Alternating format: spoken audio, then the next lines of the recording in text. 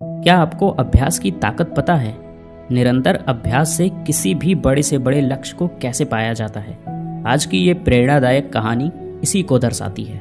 दोस्तों, बात है पुराने ज़माने की। तब ना स्कूल होते थे और ना ही किताबों से भरी अलमारियाँ। बच्चे अपनी पढ़ाई के लिए गुरुकुल जाया करते थे। वहाँ बच्चे गुरुजी के आश्रम में रहते, रोज़मर्रा के काम करते, गाय चराते, लकड़ियाँ बटोरते और साथ ही पढ़ाई भी किया करते थे। ऐसे ही एक कहानी है वरदराज की। वरदराज भी अपने गांव से गुरुकुल भेजा गया, जैसे बाकी बच्चे जाते थे। वो भी वहां पहुंचकर अपने बाकी साथियों में घुल मिल गया। सब साथ खेलते खाते, आश्रम का काम करते। लेकिन एक ही जगह थी जहां वरदराज अपने दोस्तों से बहुत पीछे था, और वो थी पढ़ाई। गुरुजी जो भी पढ़ाते, वरदराज की समझ में बहुत कम आता। अक्षर, श्लोक, अर्थ सब कुछ उसके लिए उलझे धागों जैसा था। गुरुजी समझाते समझाते थक जाते, मगर वरदराज के सिर पर तो मानो बात ही नहीं चढ़ती। धीरे धीरे उसकी हालत ऐसी हो गई कि आश्रम के बच्चे उसे ताने मारने लगे। कोई उसे मंद बुद्धि कहता, कोई कहता तू तो कभी कुछ नहीं सीख पाएगा। वक्त बीतता गया, साल खत्म हुआ। उसके सारे साथी अगली कक्षा में चले गए, लेकिन वरदराज वहीं का वहीं रह गया, अकेला, उदास और टूटा हुआ। आखिरकार एक दिन गुरुजी ने भी हार मान ली।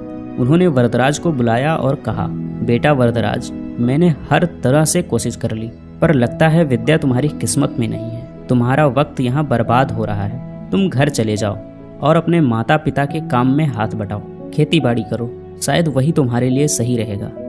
गुरुजी की बात सुनकर वरदराज के दिल पर मानो पत्थर रख दिया गया हो। उसकी आंखें भर आई। उसने सोचा, शायद गुरुजी ठीक ही कहते हैं, पढ़ाई तो मेरे बस की बात नहीं। वो भारी कदमों से अपने गांव की ओर चल पड़ा। दोपहर का वक्त था, सूरज सिर पर आग बरसा रहा था। वरदराज को बहुत प्यास लगी। वह चारों तरफ देखने लगा, कहीं पानी मिल जाए। तभी उसने देखा थोड़ी दूर पर कुछ औरतें कुएं से पानी खींच रही थी। वो जल्दी जल्दी वहां पहुंच गया। कुएं के पास उसने देखा कि पत्थरों पर गहरे निशान पड़े हुए थे। उसे बड़ा अचरज हुआ। उसने एक औरत से पूछा, माता जी, ये पत्थर पर इतने गहरे निशान कैसे पड़ गए? क्या किसी ने इन्हें तराशा है? औरत ने हंसते हुए कहा, नहीं बेटे, इन्हें किसी ने नहीं तराशा।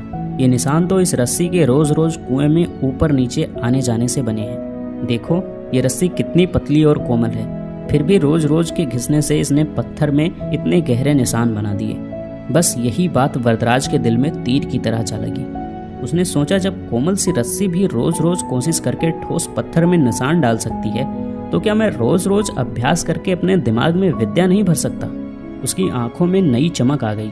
अब वरदराज को यकीन हो चला था कि लगातार मेहनत से नामुमकिन भी